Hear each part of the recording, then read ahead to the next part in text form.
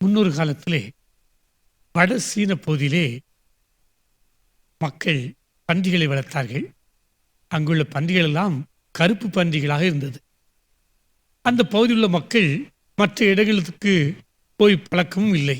எப்பொழுதும் தங்களுடைய பகுதியிலேயே வாழ்ந்து வந்தார்கள். ஆகவே அந்த பன்றிக்குட்டிகள் கருப்பு கருப்பாக பார்த்து பழகிவிட்டார்கள். திடீரென்று சொல்லி ஒரு பன்றி ஒன்று குட்டி போட்டது. அதிலே ஒரு வெள்ளைக்குட்டி வந்தது. அவளுக்கு ஒரே ஆச்சரியம். வெள்ளைக்குட்டி போட்டுக்கிறது என்று சொல்லி பக்கத்து உள்ள வீடுகளுக்கெல்லாம் சொன்னார்கள். யாரும் வந்து ஆச்சரியமாக வந்து பார்த்தார்கள். வெள்ளை கலரிலே பன்றிக்குட்டி இருக்குது என்று சொல்லி ஆச்சரியப்பட்டார்கள். இந்த செய்தி தீ போல பரவினது. எல்லாரும் வந்து அந்த வெள்ளை பன்றிக்குட்டியை பார்த்தாங்க. ஒரு வயதானவர் வந்தார்.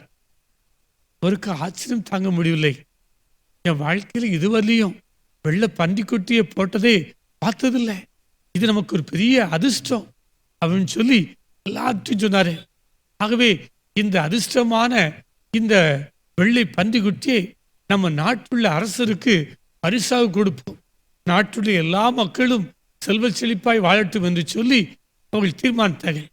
ஆகவே மேல தாளங்களை தட்டி கொண்டு நேராக அவர்கள் அரசரை பார்ப்பதற்காக சென்று கொண்டார்கள்.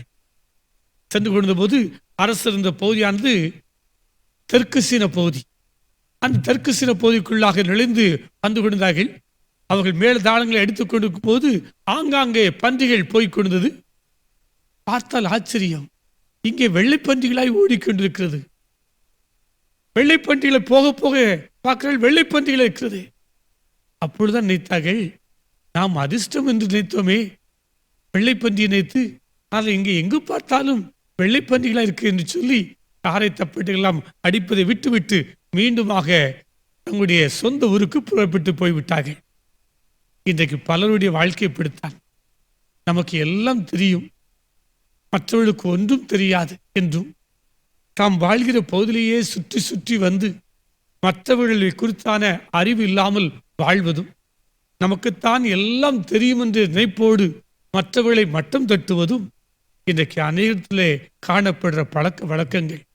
ஆனால் சற்று வெளியே சென்று பார்த்தால்தான், மற்றவர்களை உற்று பார்த்தால்தான் அவர்களிடத்தில் உள்ள நல்ல காரியங்கள், சிறந்த காரியங்கள், திறமை மிகுந்த காரியங்கள் எல்லாவற்றையும் தெரியும்.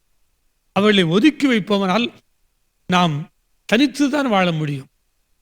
திருமறையிலே இயேசு கிறிஸ்துவை குறித்து பார்க்கும்போது அவர் யூத மக்கள் மத்தியிலிருந்து அவர் வந்தாலும் மற்ற மக்களையும் நேசித்தார், சமாரிய மக்களையும் நேசித்தார். அவர்களை குறித்தும் பெருமை பாராட்டினார். அவருக்கு திறமைகளை குறித்தும், அவருடைய அறிவை குறித்தும், அவருடைய நம்பிக்கை குறித்தும் அவர் பெருமை பாராட்டினார். இயேசுவாமிட்ட அந்த நல்ல பழக்கம் இருந்தது.